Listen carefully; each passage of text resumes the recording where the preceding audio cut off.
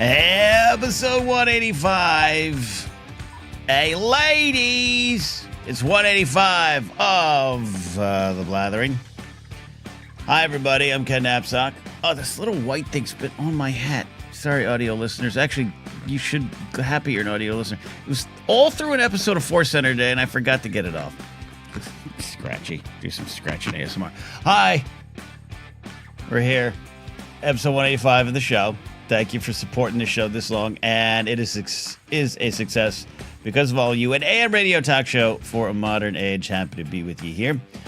We will have tonight some Game of Thrones chat, some Game of Thrones chatter, as our de facto rewatch series starts here and then ends up clipped out on Casterly Talk.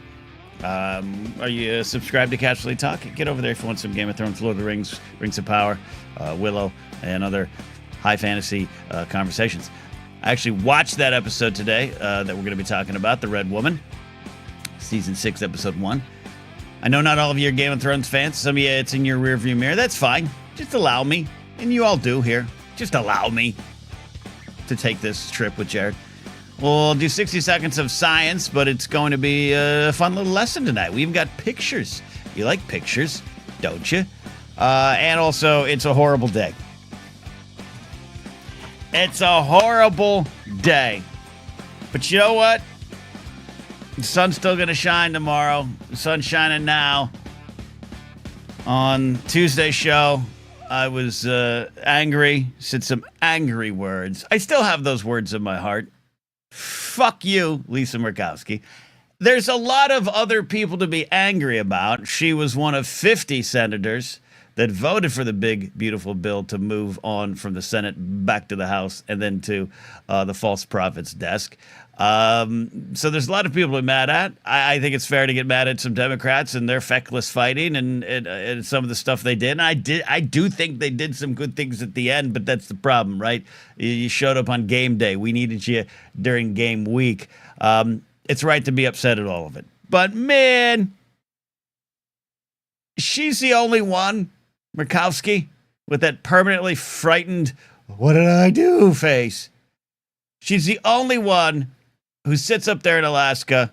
I've never been. Beautiful country. I want to go. I'd love to get up there one day. She's the only one that sits up there concerned. I'm not even a centrist. I'm a compassionate conservative. I have common sense. And then she shows up and votes on a bill she publicly admits is bad. You are one of the greatest villains in the history of our country, Lisa Murkowski. And I ain't done talking about her. I ain't done reminding people. It will be on your soul. When you die, this will be discussed more than anything else you've done in your life, professionally or personally. That is what's going to hang over you. So there's still that anger. But I think what happened with the big, beautiful bill, which the fact that was its actual... Again, these are the same fucks that brought you freedom fries. And I am someone in a post-9/11 world was caught up in the patriotism too. It was hard not to be. I kind of think you had to be there. If younger generations, if you were like 10 or lower during that post-9/11 era, I think you got to sit out the conversation on this. You have a lot to say now and how that continue to go. But when you're driving around the streets of Los Angeles in October, November 2001, and there's flags and there's signs and people are clapping and slapping each other in the back and hugging, and there was a sense of we're going to get through this. It was real. We felt it. And we all were there for it. But then it transitioned. It stuck in. And then the goddamn Freedom Fries showed up. And the goddamn Freedom Fries were a harbinger of things to come. And now some of those people are thrilled about the big, beautiful bill. I can't ignore it. We're going to have a lot of other things in this show today because we always do. Thank you for allowing me the room and space to address the things up top and maybe transition, not even awkwardly. That's what life is. That is what life is. I know sometimes it feels weird when we're going over things that, this will kill people. this bill, as things play out over the next few years. This will end up with people dying because of this. But then we also got to talk about our favorite donuts, which we're not talking about that today. But that's life, man. That's life. That's how we function. It's how we live. So I don't think we should call it out as a awkward transition. We're here to discuss everything. I think it's important to figure out as this bill will become law. I don't know when the countdown to the false prophet signing it is. He's going to sign it with a big pen, and people are going to be behind him smiling. That little shit, Mike Johnson, who uses the name of the Lord to justify all his ill doings, will be sitting behind the false prophet, and they're all going to clap and cheer as they did when the bill passed early this morning. This is going to happen. It was a foregone conclusion, really. I think the chance for it to die was with Murkowski. Looking at you, Lisa. But I do think it is important with the amount of fear and anger and anxiety that a lot of us are experiencing right now. I do think it's important to dig into what's actually there. I put out a video on Blue Sky today from Legia Miller. I highly recommend you watch her channel. Highly recommend it. And maybe pick up one of those anti-Reagan t-shirts she has. I might do that. I haven't picked up one of those yet. I highly recommend you watch a video she actually put out before the bill passed, like by a few hours, detailing what's actually in it. That way you can actually understand how this will affect you or will affect others, or even kind of provide you with some talking points if you're discussing it. The no tax on tips comes up a lot because, yeah, you know what? That sounds really good. And if it's put in effect, that might be something I think is a good idea until you read that it's kind of temporary. There's a $25,000 limit. There's a great clip of AOC out there talking about, there's that limit. And then, of course, you're raising taxes on people making under $50,000, and then you're raising the prices of everything else. So really it doesn't help. And it's temporary. It's tied to make you want to hold on to it, therefore vote for Trump and his minions more. There's stuff like that. There's some confusion. I mean, I'm confused. I still don't know. I'm going to assume I'm one of the 17 million that's going to lose my medical. I am on Medi-Cal because that's the way my career went and was on Covered California until they were like, oh, things are that bad for you. You're on Medicaid now. I saw a thing of like, no one earns Medicaid. They're like, they're giving it, they receive it. You know, this is like, well, you got to have something. And I actually been thrilled with it, right? It's good. And this will lead to problems. I got people in my life who couldn't afford certain medicines or couldn't afford certain treatments. This isn't even life and death stuff. They couldn't afford it because they're paying $800 a month for medical, and they can't afford the medicine or the visits that plan even includes. Then they get onto to Medicaid, and then not only can they afford it, they can afford the medicine or the good old fashioned pills that they need, and their health's improving, their situation's improving, and that's all going to go. That's the kind of stuff we're looking at here. But when it comes into effect, it's kind of maybe not going to happen until after the midterms in 2026. It's going to slowly get there. Just maybe some people forget about it. Maybe you don't want to vote against us. It's so goddamn sneaky. But it's also out there. So I recommend diving into videos like the one from Legia Miller. It's on my Blue Sky page to just learn more about it. Because 885 pages or whatever it is. So there's that, and then you know, I'm angry, I'm upset, but I'm also today play it how it lays for you every day. Play it how it lies, how it lays. I haven't golfed in a while. If you wake up angry, be angry. If you wake up wanting to march. If you want to wake up reading a book about this to educate yourself, do it. Today's the day where I have to focus a little bit on the sun will come up again. And the fight is already going for the future. So get in the fight in the way that you want to, in the way that you can, in the way that you're comfortable. I always go to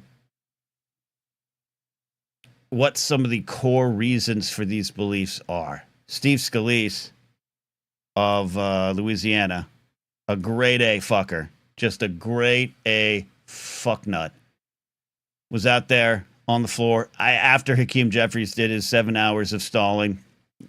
Neat. And by the way, not good for you, Hakeem, finally getting in the ball game, strapping on a helmet and getting into the game. But you knew what was going to happen. The moment he was going to finish speaking, MAGA folks and GOP were going to go, F you, we love our king. Let's get this bill through. And that's what happened. Scalise was the guy who was out there today, the clip that went out of oh, so sorry, 35-year-olds playing video games in their basements are going to have to get a job. That's a good thing. Their moms don't want them doing that. That's what we're up against. Not in terms of the politicians, but we're up against those beliefs. We're up against those beliefs. I currently do not make enough money to go and get my own medical plan. Thank God for Covered California. Before that, thank God for Medicaid now. I don't. And if you know, because I also have I have 1099s. All my taxes are 1099s. I don't have a W-2 job anymore. All these people believe it is that you got to go get one of them 9-to-5 W-2 jobs, 40 hours a week, because that's what you got to do. You got to pay into the system. I made money last year, and I paid taxes on it, but I don't have a W-2 job. I work for myself. I, as a human being, should be entitled to medical care, right? Any human should be entitled to decent medical care. If I fall and break my arm, can I get it taken care of? Or do I have to wrap some sticks with some duct tape and hope for the best? And that doesn't resonate with anyone who would support this bill, who voted for these fucks, because they have this belief that's been instilled for generations. The Goldwater Republicans, the Reagan Republicans. These air traffic controllers got to go back to work. We've got to stop these unions from stopping the people of work. No one wants to work anymore. We got to be a golden, shining city on a hill. That fucker. I don't believe in an actual hell anymore, but I hope there is one, because he's there getting the pine cones pushed in. They've created this myth, this lie. Well, and I used to say it. I remember one time getting mad in my old security job and telling someone, well, I work for my medical. Why can't them? Why can't they? What happens when you lose that job? As I did. I've said before. On a Friday at 2:30, I got laid off from Collider. No ill will. I had a medical procedure scheduled for the next Tuesday. And the little HR girl, I forget her name, scared, had to face a room of 7 of us as she changed our lives. Probably wasn't even her decision. She said, oh, by the way, yeah, your medical ends today. Your medical ends today. I said, I have a procedure except for Tuesday. We can't extend this, something, start next month. No, it was like, I think we actually got laid off like 1:32. She was like, yeah, when I put in the forms, it's done. Your medical's cut off immediately. So even though I worked my ass off, lived that American dream of a W-2 job, and I got my medical, it's gone Friday at 2:30. I guess I don't deserve medical anymore because I had the audacity to work a job at a company that shrank its employee size. God has willed me to not be worthy of medical. So it's this myth that Scalise is part of and putting out there, and that's what we're up against. There's the evil fucks at the top, all bowing before the false prophet, all bowing for the man who rose again after 3 days and makes everyone wear his mark on his hat, on our heads, or on their heads, not mine. That false prophet is there.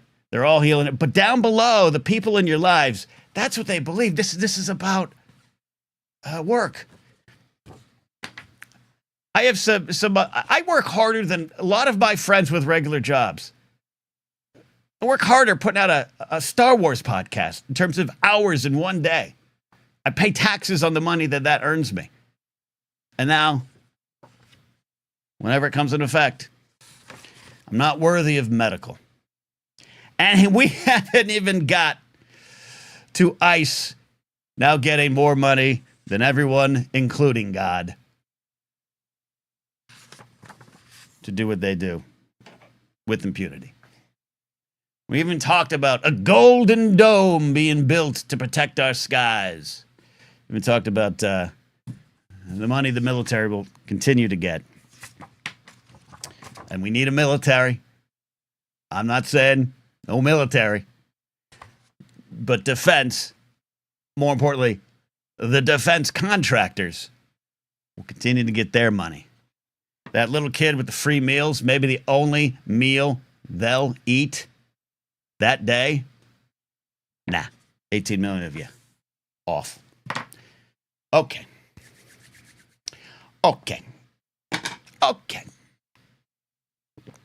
But that's, to me, where the fight is. The fight's wherever you want to fight. And I don't know if I can change hearts and minds, and I don't know if I can change enough around me to change any votes. I don't know. This is a battlefield that has many fronts. But mine will be, in my own life, not even here on shows, mine will be to continue to untangle these myths that have been built up. Working hard, God-fearing country, fear of the unknown, fear of the immigrant, fear of women with choices, fear of the power to the people, fear, fear, fear. Trust me, dear leader, the false prophet before you. Trust me, that has been built up for decades now.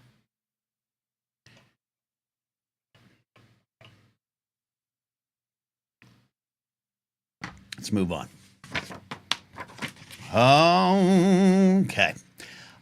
We got Game of Thrones. We have got science, like I said. 4th of July. What a great 4th of July.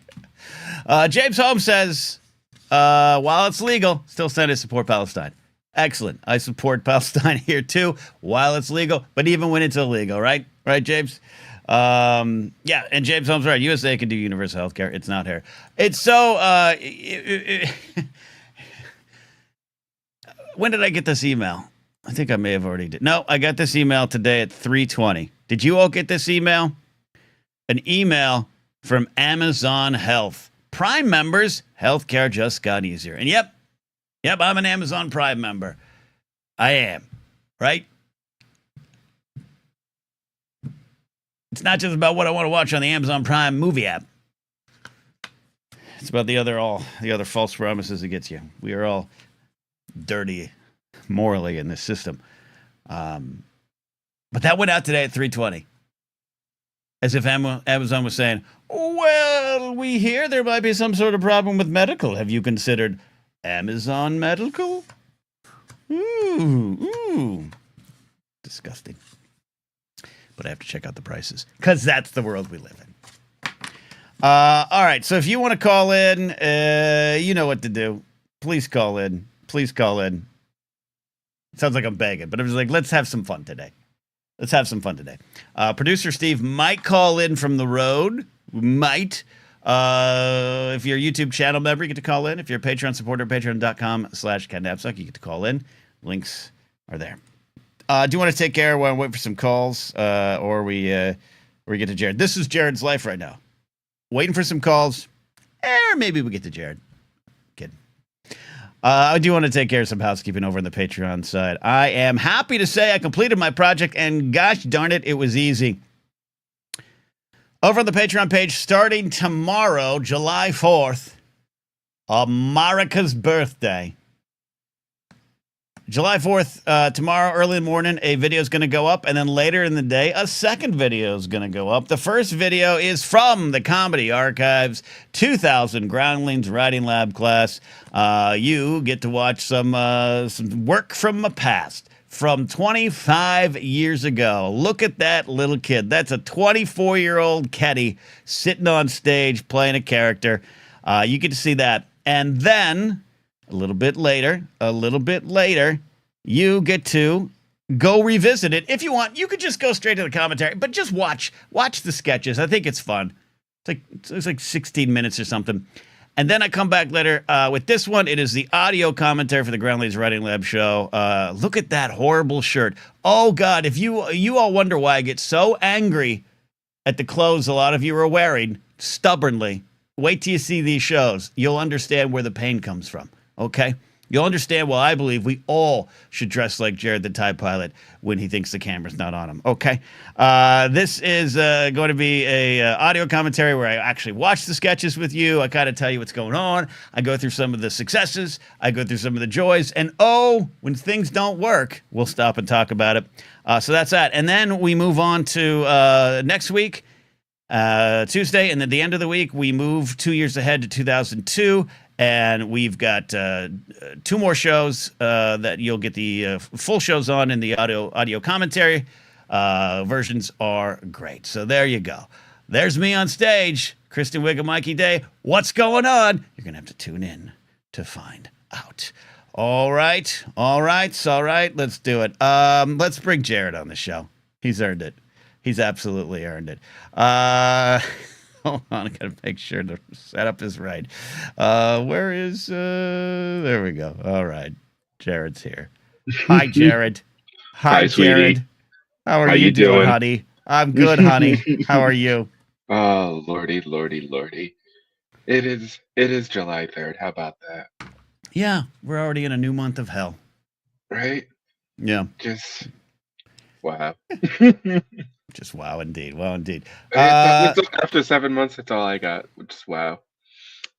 Wow. Yeah, no, one of the worst years of my life, but it's almost over, which is scary because things haven't gotten better. The year, you know, when things are going wrong in February, you're like, it can't stay like this. It's July. It's only gotten worse. So we're going to get together. How's the band going, buddy? How's Concept of a Plan doing?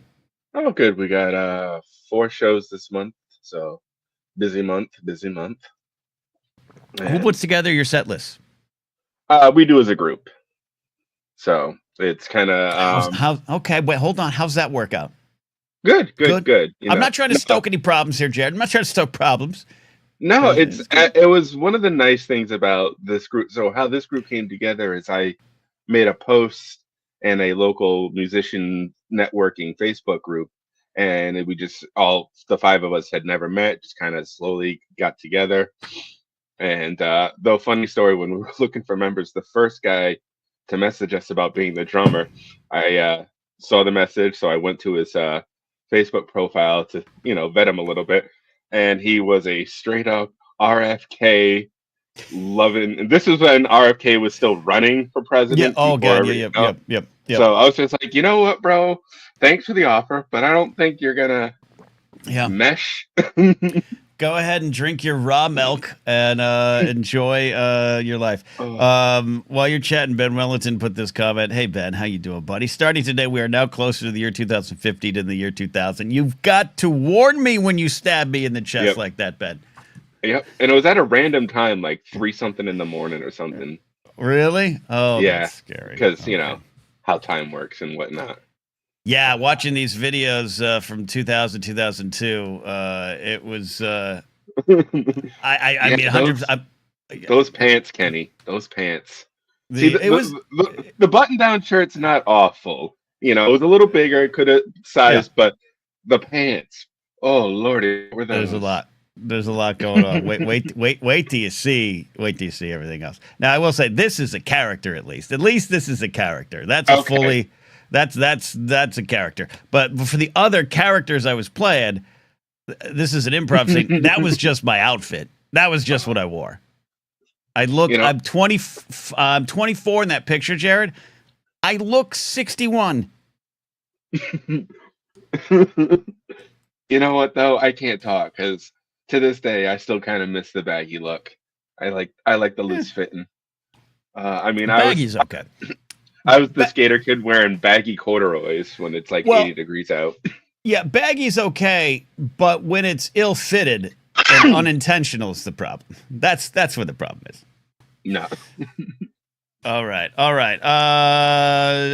Jared, we're about to do. Are you connected with your right mic, Jared? I just switched it. Yeah, there don't you are. point out the obvious. Don't point out the obvious. Well, I need the good audio for the Game of Thrones clip out, and then when you hack into the mic, when I know you think you muted, I'm like, we did this wrong. We did this wrong. Well, because I hit my mute button on the mic, had my little cough, then I'm like, saw your eye twitch. I'm like, maybe I should check that. That's okay. That's okay. Right. Let's do it, buddy. All right, here we go. Jared calls in every week or every other week, whatever I'm clear for it, to talk Game of Thrones. We're doing this de facto rewatch, and we are up to season 6. And Jared, I'm excited to get this one. I actually watched this episode today. I know. It's nice to get you excited again to revisit the world of Westeros. It's been great. So here we go. Season 6, episode 1, The Red Woman. Yep, directed by Jeremy Paswana, written by D&D.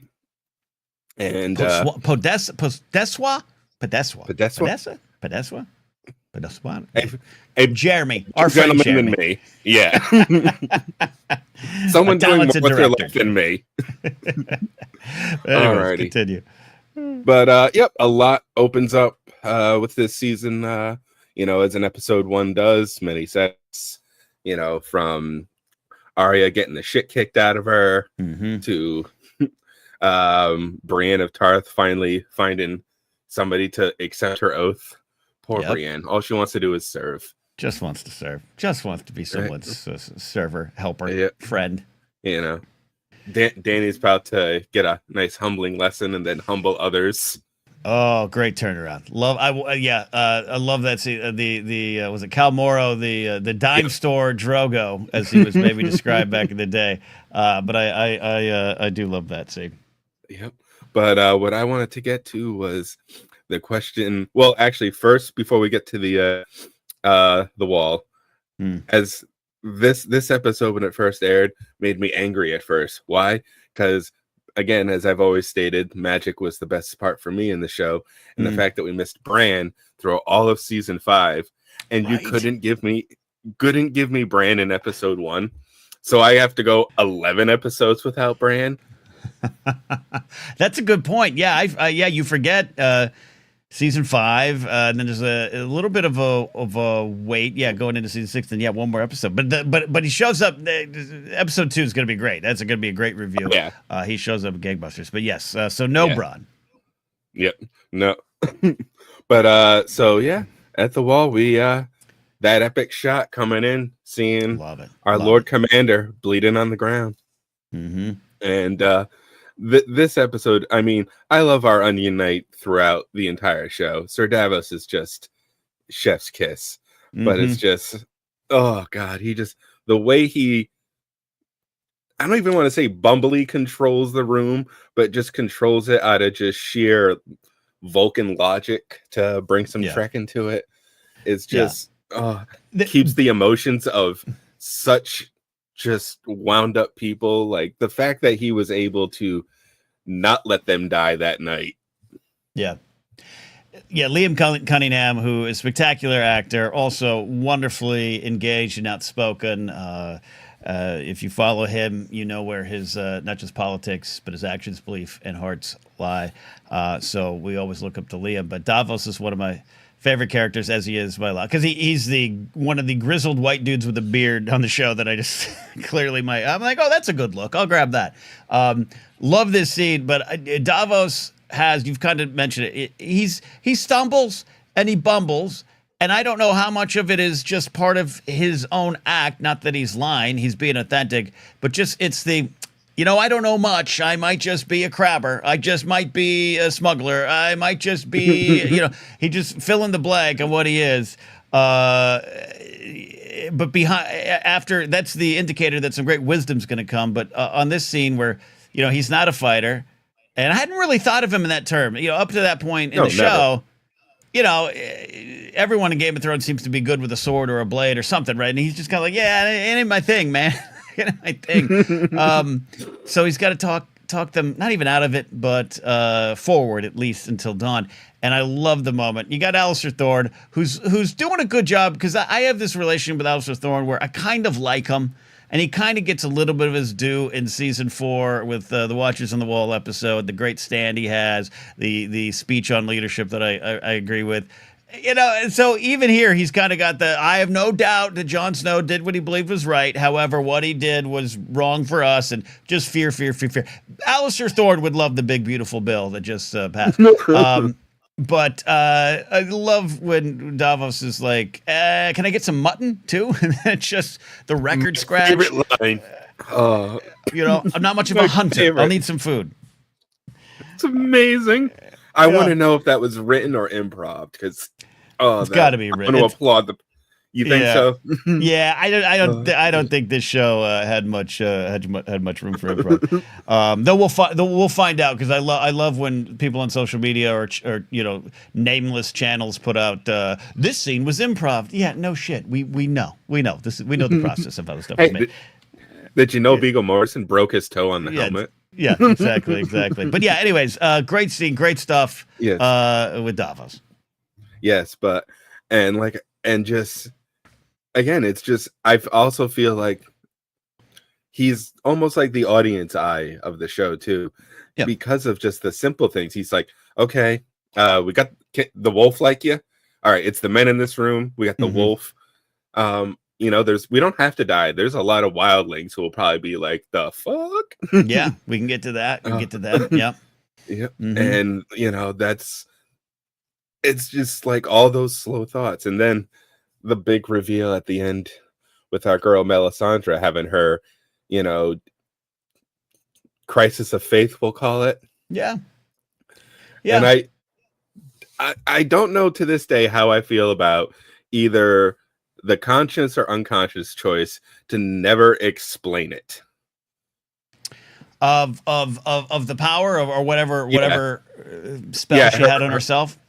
Yeah, you know, I like where it's at. I thought maybe, especially after this episode, you were gonna get more of those answers, right? And after this, especially the last 2 seasons, she isn't in it as much as we know. But I love when she shows up. I love what happens with her in season 8. I think it's one of my favorite things. I think it's just absolutely beautiful to put the Battle of Winterfell, kind of framed by her and her story. But I love this moment because a lot of us knew it was coming. You know, there had been chatter. Dan and Dave say, hey, this is from early conversations with George. We wanted to see if we could do that. We wanted to put it on screen. But I will confess, being a Stannis guy, and you know, liking redheaded witches in real life and my fantasy, I refused to accept this for a while, because people were always like, you know, the necklace, it's got some power. And then I was one of the ones who was like, oh, she took it off for a bath. There's no power there, which now becomes kind of this weird little loophole we have to kind of deal with. It the scene with Stannis' wife, she's clearly not wearing it in the bath. I always thought, well, maybe she had it on her wrist or something. Maybe it was near. Maybe I don't know. Maybe it was an elixir she took. But in the end, Jared, I like this decision. I like to have the vague nature of it and how it was used. It was revealed to only her, right? And the truth was something she's been keeping hidden from everyone, but maybe just from herself. And this crisis of faith, as you say, which is absolutely true. We know where it's going to lead with Jon and bringing him back and her lack of belief. And it also, to me, speaks, because in that moment, if this makes sense, tell me if it doesn't make sense. When she takes it off and goes through this transformation, it to me also kind of confirms her power. You've been wearing that spell. You've been hiding behind that spell for a while, and the Lord of Light is one of the only lords that delivers in this land, for good or bad. You know, the 7-pointed star, the old god, you know, the new gods. To me, they're all fake. They're all made up. But this one has some validity, and that kind of proves it. So to me, it's like you're looking in the mirror of the truth you need to accept. Maybe by going to this, by taking this off and facing who you are, you'll find out who you are. But, you know, again, we know where it leads. So I like it. Even if there's not an actual explanation. No, that's a great point to it. And I always thought too, as I watch it, I'm like, it also feels like that's the first time she's, lack of a better term, unbuckled the pants or took the bra off or whatever. Like put on the completely, sweatpants. exactly. That the house Crocs went on or whatever it is. Yeah. And just, my headcanon is a little like, is she went to bed that night that old to be like, well, if I screwed up this much, then it's time to go. And the Lord will take me in my sleep. But she woke up breathing the next day. Right. So that means there's purpose for her yet. Her faith is all about, we're only here to serve a purpose. Yeah. If she's not gone as 80, 100-year-old woman, hundreds of years, centuries, they say. Centuries. Yeah. Yep. I think that's an excellent point. In a way, it was her almost trying to force a defeat. And then she wakes up the next day and has to face the truth. And I think she does. But even in the return of John, which we'll discuss next time out, she still has to kind of dig deep and find it. But I love it, and I love that this episode is titled "The Red Woman" because it centers her in this story a little bit more than maybe she's been centered in the past. And an episode that sets up a lot of pieces, like you said, has a lot of great stuff. The Cersei stuff, the pain of Cersei just being cemented into her heart, and you know where that's headed. You know where we're going with that. The big change in Dorne, which was somewhat controversial, but I do agree over the years, as I've said before, that the Dorne arc, the Dorne stuff, and that wasn't whether it was lacking, just in a very full show. Maybe this was one too far.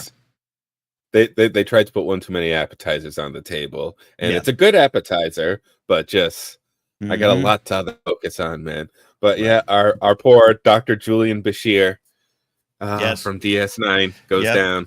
Gone, done. Though I've always liked it. Obara, Nymeria, and Tyene, I actually still like them as the Sand Snakes, even though the Sand Snakes in the book, obviously, a little more robust and a lot more to them. But I do like the depiction on the show. Big final things in this episode. You mentioned the Arya stuff is just kind of growing. The Dany stuff is going to go to a good spot. And it's brutal and there's some harsh words said, but I love my girl Dany kind of building her case to kill them all. I love she's just kind of taking notes. And as a season 8 defender like yourself, it's people are just like, there was no need. I'm like, did you not see even just season 6? I mean, it starts all the way in episode 1, but come on, blatant. Yeah. The world's treated her bad. That there. And then you got Jorah and my number one enemy Dario over there working together. Some of the harshest stuff. Some of that stuff with Dario, just kind of like, you old broken man. Isn't it hard to love someone who doesn't love you back? And I felt like the pain at my guy Jorah. It's like he's not wrong, but he's out of line. Yes, absolutely. But big stuff. Yeah. Yeah, no, I was just gonna say, next week we got episode 2, Home, and we finally get my boy back, my baby boy Bran, learning to fly, and some good flashbacks there. Can't wait to get to that. A season 6, episode 1. It's an episode 1. All the pieces getting put on the table, which was every time you reviewed Game of Thrones from season 2 to 8. And I was on many podcasts doing it and many shows over the years doing it. We always had to use that word. Well, we're just putting the pieces on the table. That was how you described every episode 1 of every season after the first season. But a lot of fun, good episode for what is the last full season, as we knew it, 10 episodes of Game of Thrones. And we know where it ends. Can't wait to get to that. Jared, thank you as always, talking about Game of Thrones with me. You got it, brother. We'll see you next time. All right, Jared the Tide Pilot talking some Game of Thrones. Checking in with the crowd. Sean's here. Oh, boy, that pasta I had for lunch just attacked me. I apologize there. Sean's here. JMB is here. Laserbolt is here, as we mentioned. But Eddie Haskell's here. Hey, Eddie, with a generous super chat. We're in sad times. I buy some gorgeous corn on the cob, make it and slather in butter, and salty, and it's starchy as beep. And he's weeping. Eddie, gonna pour one out for you. Pour one out for your corn. I absolutely know that feeling. Absolutely know that feeling where you kind of really put your lean into your cooking, put some elbow grease in it, and you're just so happy. You're looking for a gorgeous corn on the cob as you describe it. And you take that bite, and it doesn't work. I had that with some pasta recently. So excited.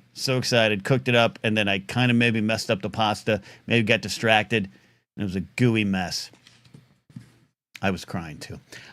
Super chat also from James Holmes, stand up late in the UK. Thank you for the very generous £10. Honestly, the UK sucks, but if I have a heart attack, I don't have to pay extra. Just normal taxes. Stop being taken advantage of. You have guns, maybe wave them around for the healthcare randomly.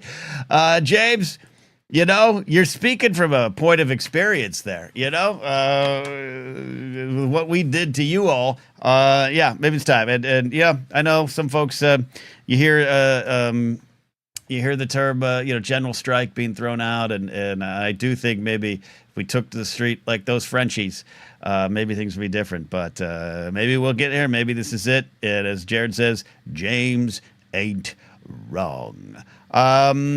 Laserbolt, though, counters Ed. So Ed says this. It was so miserable. You see food that looks amazing. Be it corn on the cob, maybe something on the deli. Or out to eat and black. Yeah, that's right. But Laserbolt says, on a positive note, I bought a watermelon today. Always a crapshoot, and it is wonderful. I know that feeling with fruit. I've been eating a lot more fruit.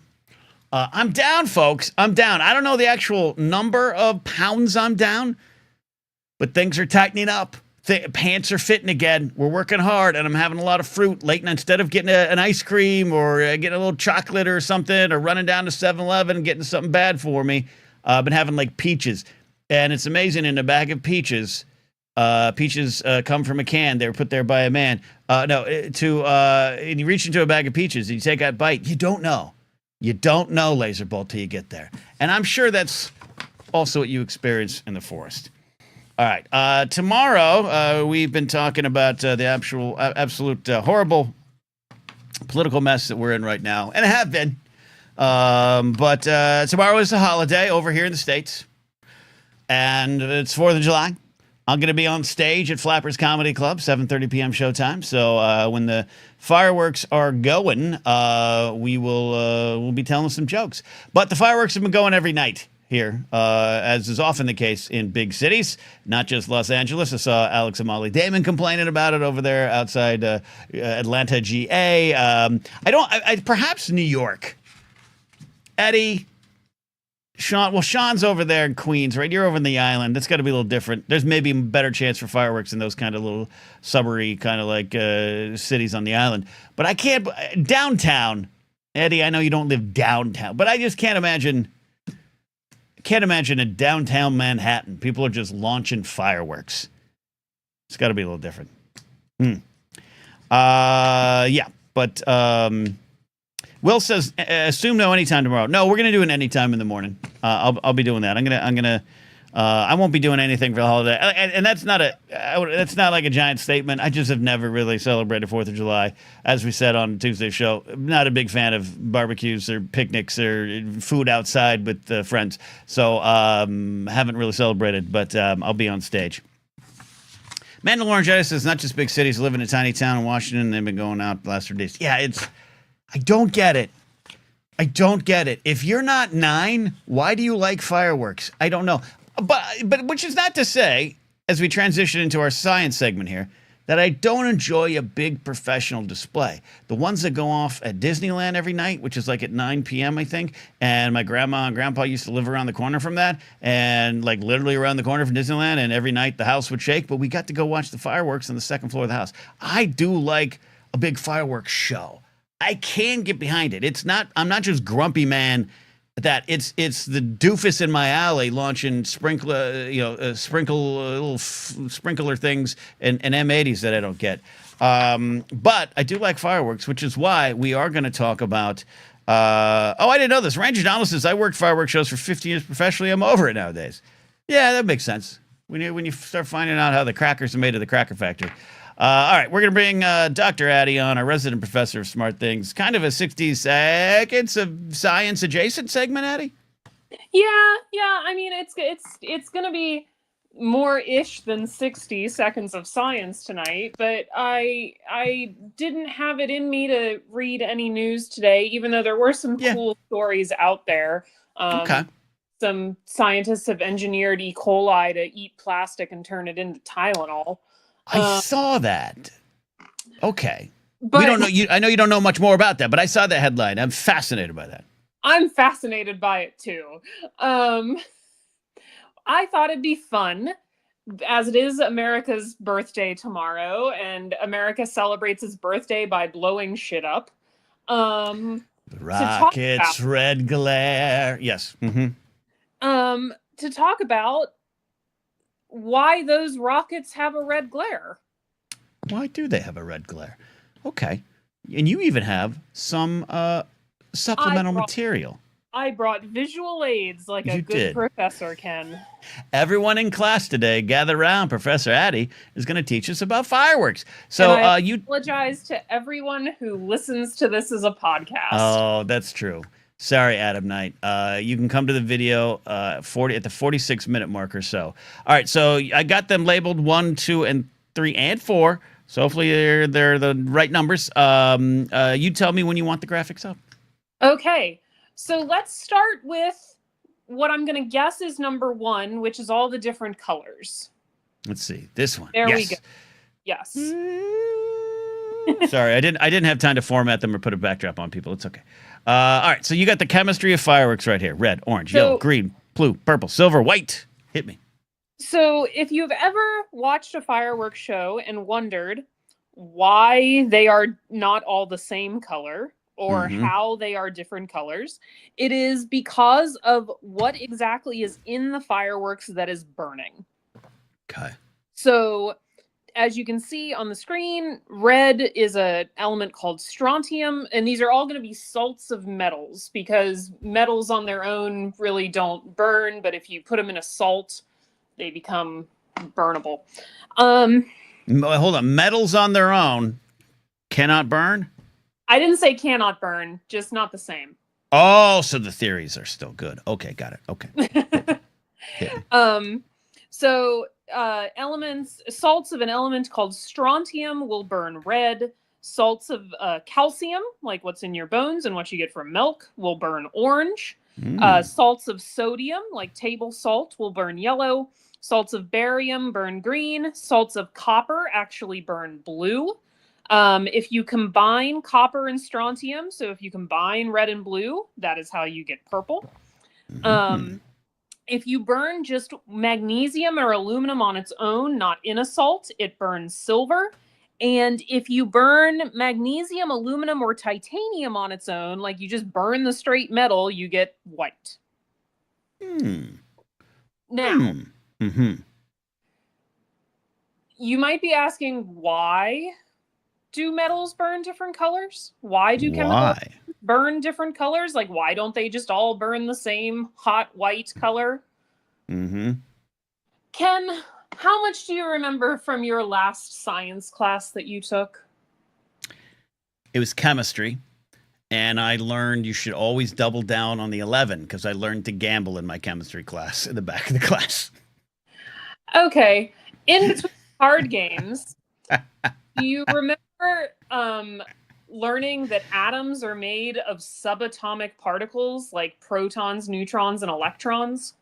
I remember all of those. I've heard those things, so I'll say yes. Yes. Okay. Let's go to what I'm going to guess you have labeled number 4. It's got a few rainbows on it. Like that? Perfect. Yeah. So when you imagine light, when you think about the light coming out of a light bulb right now, you are seeing a continuous spectrum, which is on the top there. You are seeing all the colors of light, and all of the colors of light are what give you white light. It's a light, white light. Okay, yeah, I'm with you. That is all wavelengths of light between 400 and 700 nanometers, which is what our eyes have evolved to be able to see. But different colors of light are at different wavelengths. And it turns out that electrons are weird. So remember, your atoms are made of protons, neutrons, and electrons. Electrons are weird. Most of the time, electrons are just chilling. They're chilling. They're sitting on the couch in what we call the ground state. I always like to explain to my students that like ground state electrons are me on a Saturday morning, just like watching television. Not ground state. Okay. Much. Gotcha. But sometimes you can put energy into an electron and you can make them excited. Okay. Like feeding a toddler sugar. Or a Ken Napzok at night. Yeah, okay. So when electrons get excited, they go up a couple energy levels and they buzz around and they get really excited, but they also get highly unstable. And what happens with any good sugar rush? You come crashing down. You come crashing down. And when electrons come crashing back down, they emit the extra energy in the form of light. And that energy has different colors depending on how much there is. Okay. So different chemical, but electrons always fall back down in the same predictable way. So they always give off the same colors. So if you go to slide 2. Okay. Yes.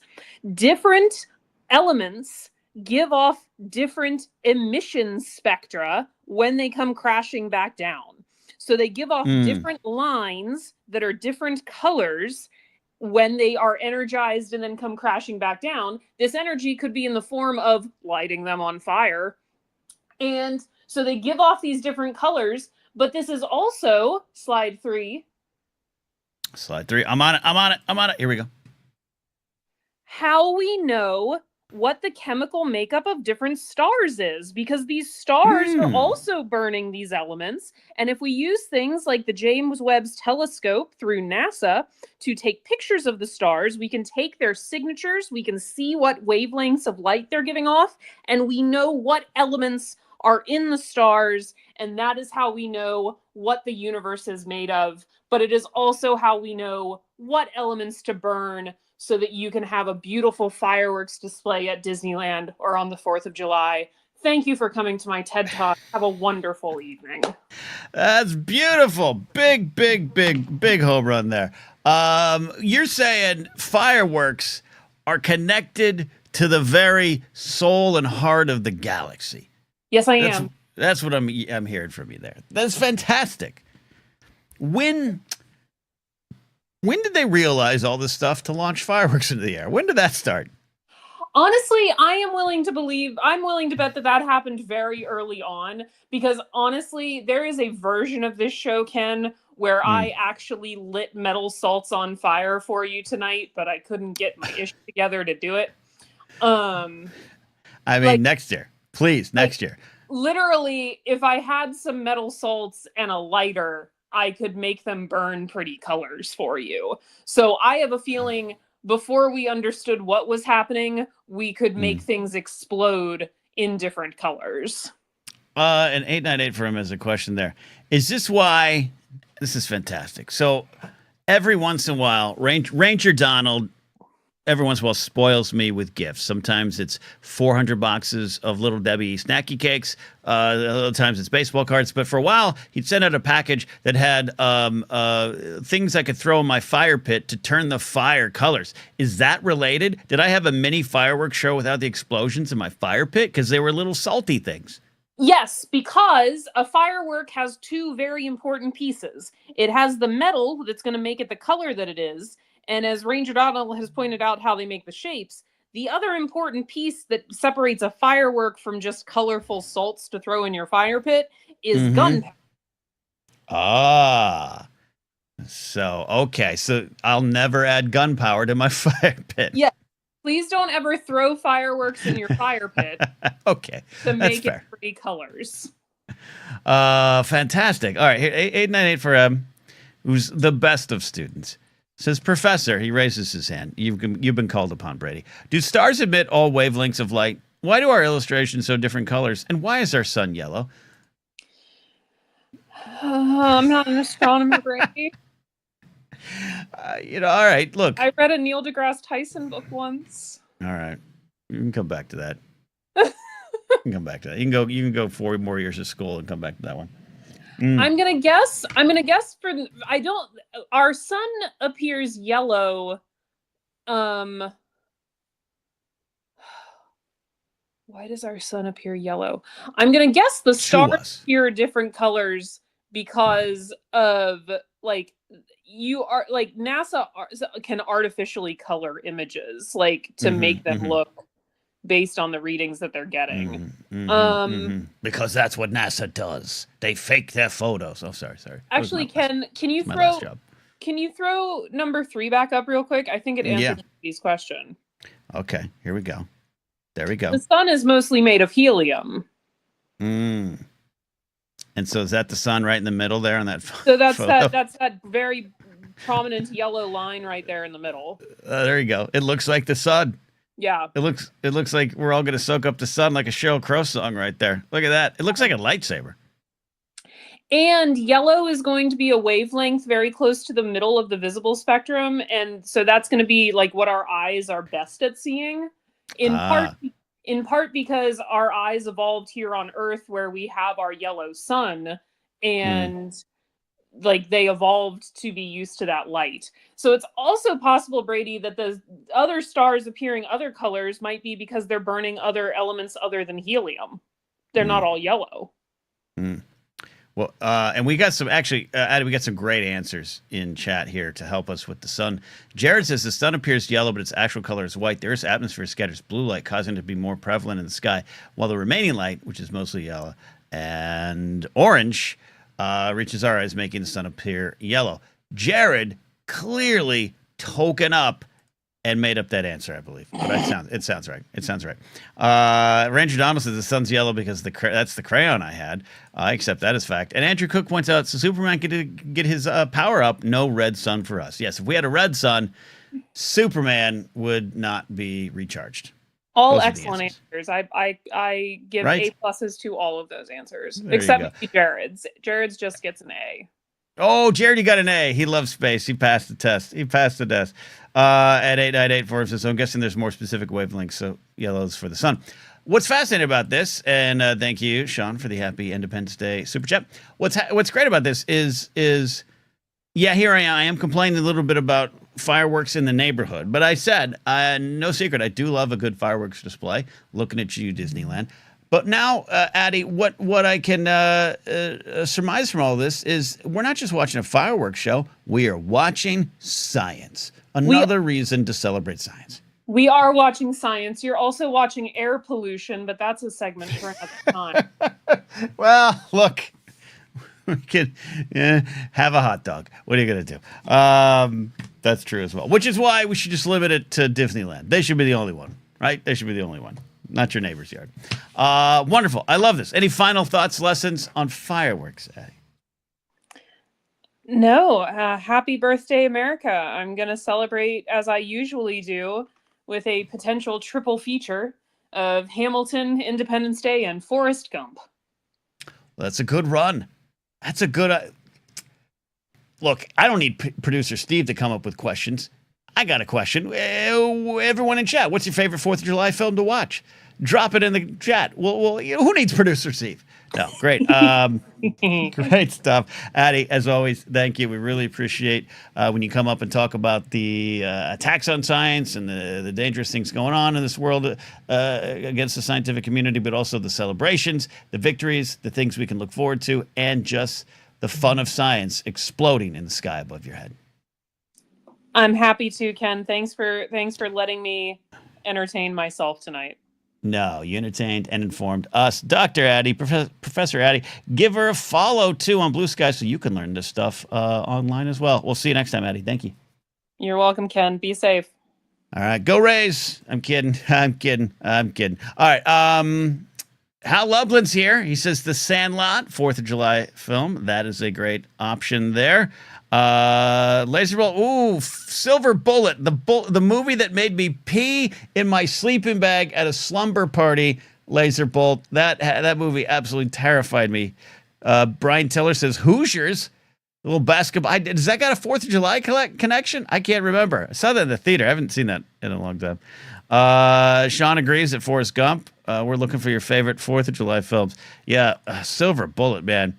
Based on a Stephen King book. Is it the best of movies? I can't remember. I can't even remember. I just remember being terrified.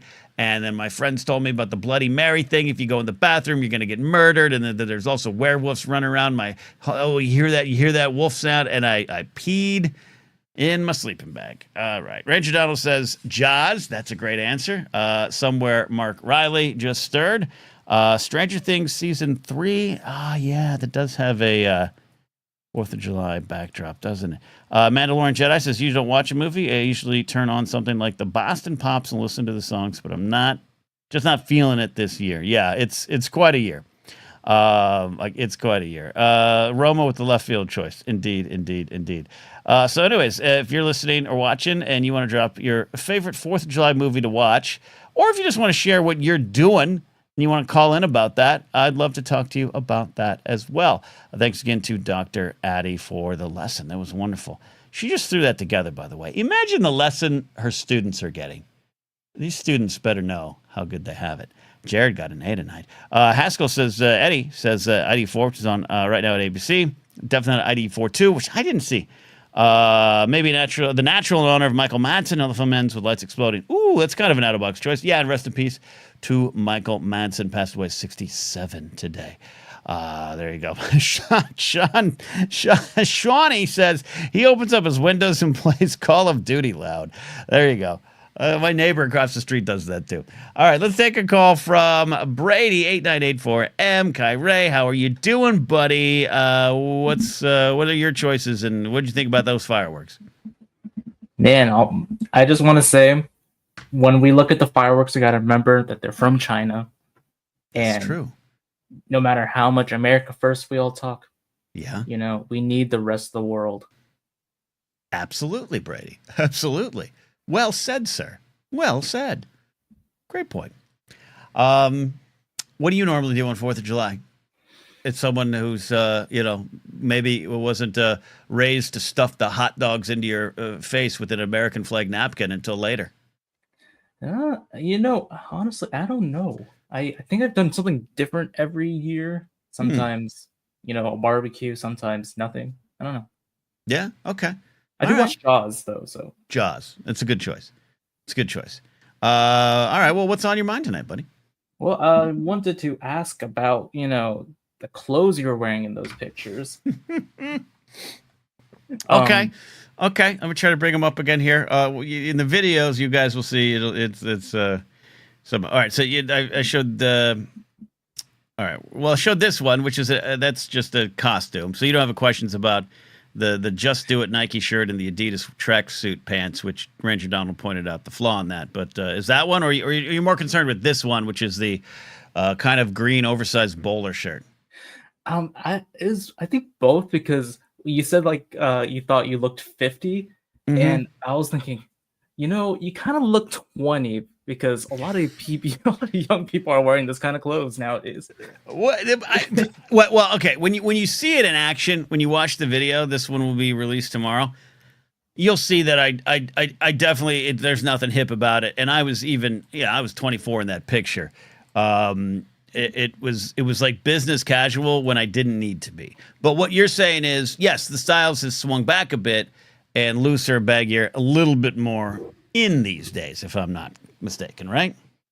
Oh yeah, very in. Yeah, a lot of people wear I wouldn't say quite like Janko jeans, but very, very, I don't know, loose jeans. They're very wide at the bottom, but I'm guessing they're not as wide as they used to be. Yeah, not as wide as classic bell bottoms. I have seen bell bottoms too. Yeah, no, yeah, there's part of it. Yeah, part of a bit of a comeback with that. It's one of those things where I'm like, we killed that, so you don't have to wear it, but people are going to bring it back regardless. It's just weird, going back to the 60s, I say, is where fashion changed so dramatically but it's also very distinct, and so these weird kind of jump backs in time to 60s, 70s, 80s, late 80s, 90s, mid 90s. It's pretty fun to watch, even though it's kind of silly. How do you react? You being a younger man, Brady. have you experienced yet a dramatic switch in fashion that maybe you thought you were once in the in crowd and now you're on the outs? Yeah. So I've lived long enough to remember when jorts were in. I never liked them, and now that they're coming back, I'm having a similar reaction to people who were like, why were we bringing this back? Like, I see Billie Eilish.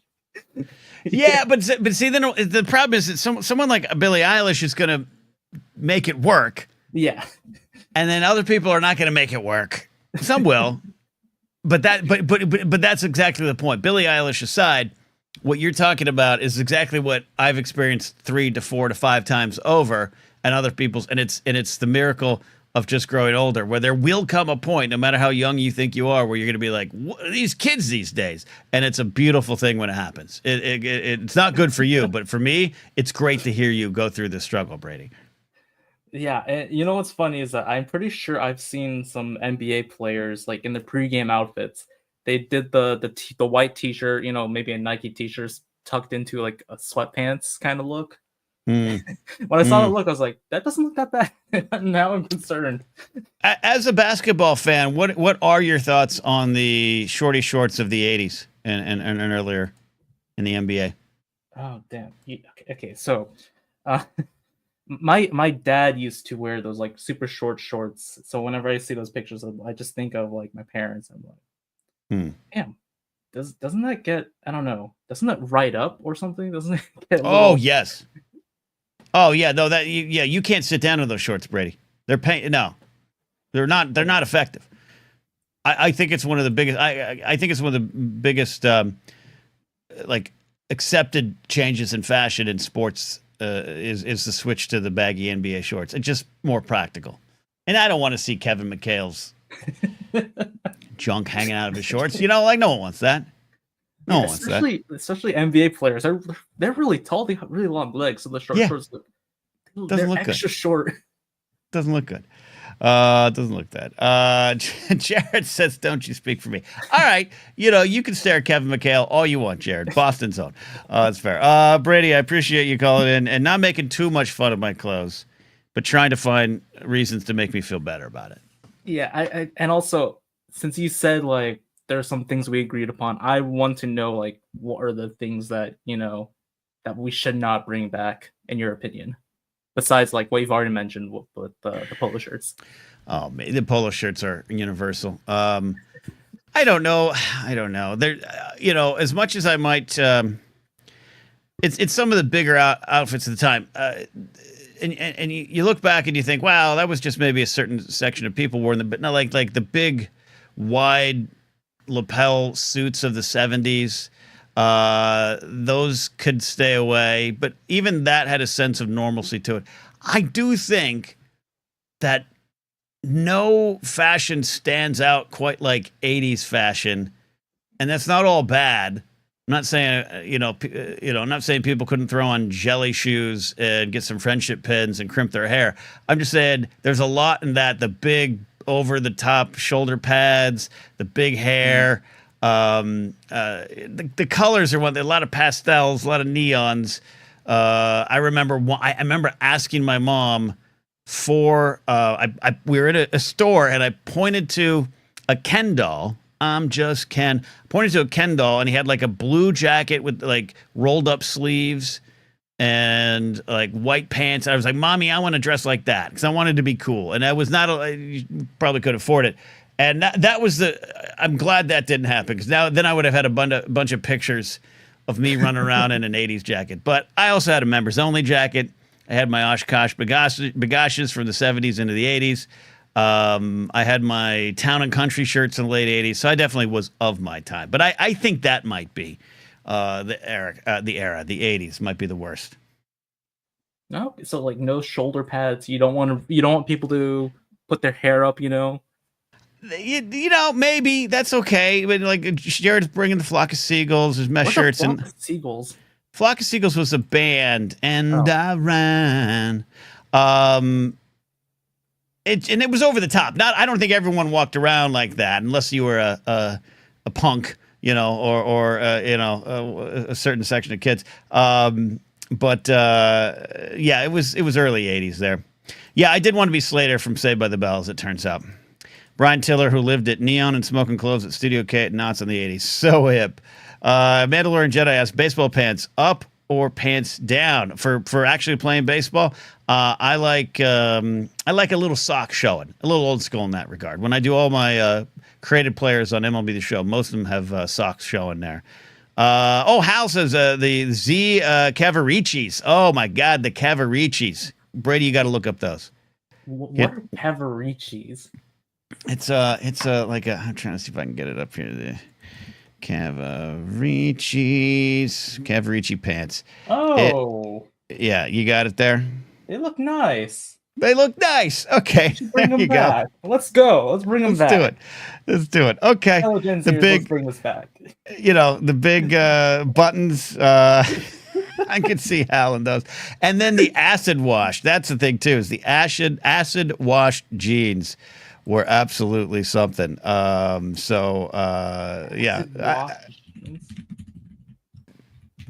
There you go. Brian Tiller says old person talk. Always fun. We're not old. We're not old. I'm not old yet. Haskell says Z's were big back then. But he also points out so were Zubaz. Zubaz of the early 90s. I had my Zubaz, my Miami Dolphins Zubaz pants. LQ points out acid wash jeans should never come back. Yeah. I had acid washed jeans with pleats in the front, Brady. Pleats, I says. And I bet Brian Tiller wore these. They had my acid wash jeans had pleats. And then the ankles were like elastic. You know? They were like tight around my ankles. Oh, it was the thing. Elastic? Yeah, like elastic. You can stretch them out or something? Well, yeah, but also just like to kind of like suck to your ankle. So it was like poofy.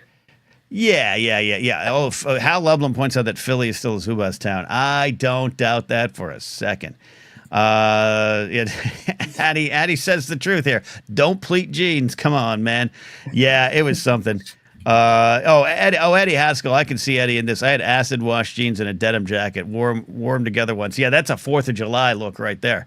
Acid, and I love my denim jackets now, but there was just something. They all hit a little differently in the 80s there. And Brian Tiller did the 80s rolled jeans thing, but that kind of came back. We're rolling up our pants again. I don't go for that one, but do you roll up your pants there, Brady? I did until last year. Where I had a good 4-year run of rolling up my pants. What happened? Did the fashion fall out? I guess so. Yeah. I don't know. I feel like some kids still do it. I just, I felt weird being like, I don't know. People 4 years younger than me, just a little bit different. Yeah, I got you. Kyle Harlow says, go 100% denim for America. It's true. Laserball, the great thing about Laserball is he wasn't just in the 80s. He lived through the 80s. He was experiencing things before the rest of us there. Laserball says, I knew I wore my ripped acid wash jeans the last time when they lady at the party store asked me if I got attacked by a pack of wolves on the way here. Oh, the ripped jeans. Was that yes. Was that a statement back then? A statement, I don't know. But you have to rip them yourselves, right? I would rip my jeans naturally just through time, just playing on the playground, the knees would go out.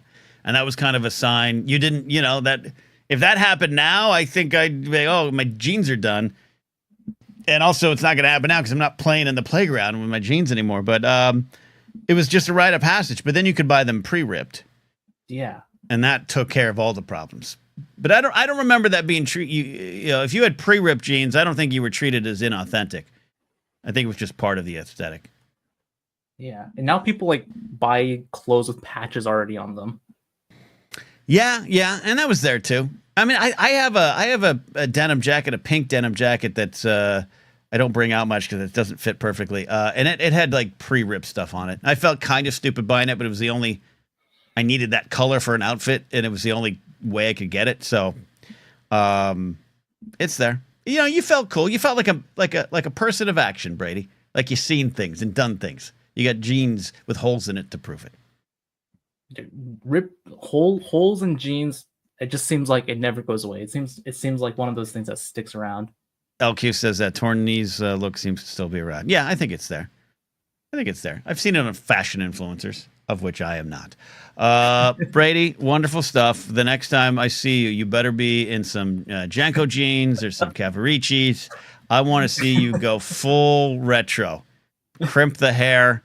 Put a long, like, feathery earring on. Wear a denim jacket with a Metallica patch on it.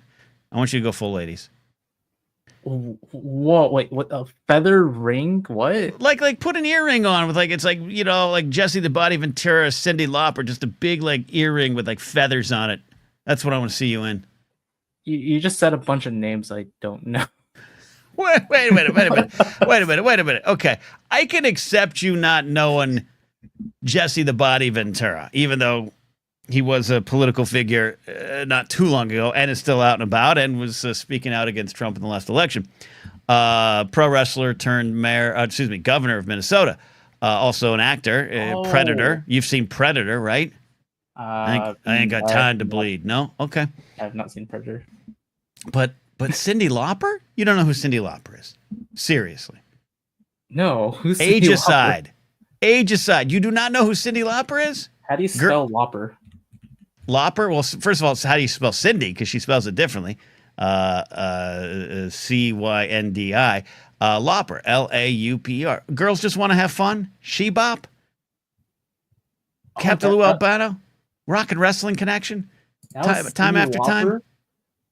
Yeah. No? Wow.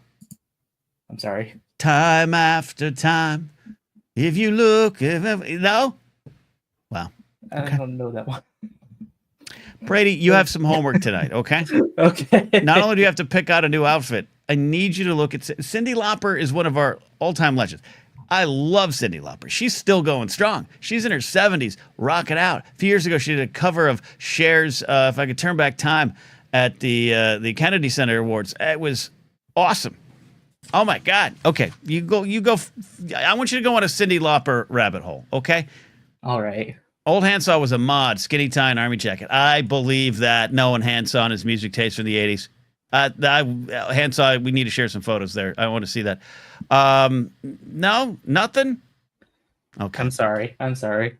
Yeah, the Goonies. You've seen the Goonies, right? Okay, I've seen the Goonies. Yeah. She's at, like, the theme song. Oh, she is? She's like, that's her song. All right. I'm looking her. She does. I think I've seen her on SNL, but I could be misremembering. You might be. Okay. All right, Brady, you got some homework. Report back. Okay. Okay. All right. Have you got any more calls? Now's the time to call on in. You could do that by becoming a channel member or a Patreon supporter at patreon.com/Ken Napzok. As I said up top, starting tomorrow, I'm going to be releasing some comedy archives. That's right, some comedy archives videos. First one up for the year 2000. The year 2000. My performances at the Groundlings Riding Lab from the year 2000, and then I released an audio track, so you get to go back and watch the sketches with me. Do some commentary, stop the video, a lot of fun. It is a fun trip, but also there's some powerful lessons. It's me, so it's got to get a little, it's going to get a little dark at times, and also hopeful. So there you go. Addie raises a fair question. Does Brady know who Madonna is? I think so. You got it. But Madonna's definitely bigger, and I'd say more active through different eras of pop culture. I do think at a point in time, Cyndi Lauper was not in the limelight and maybe did feel like a part of the 80s only, but that's not true for her. She still goes on and on and on. But I do think Madonna's more known. So okay. Brady's come. Brady used all caps. Of course, I know Madonna. It's a fair question at this point. Okay, do you know Cher? Jared asked that question. Do you know Cher, Brady? And do you know the way to San Jose? JMB's convinced you're protesting too much.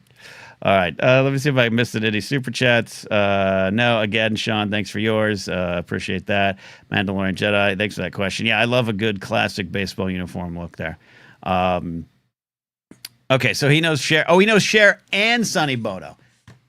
Now it's just getting random. Now it's just actually pretty random, Brady, of what you do or don't know, which I think is just kind of how it works, how kind of life works. You know, there's things I know, things I completely missed. So I'm not going to hold you to the flame too much for that. It's just that they kind of, to me, they all kind of go hand in hand. But maybe I'm wrong.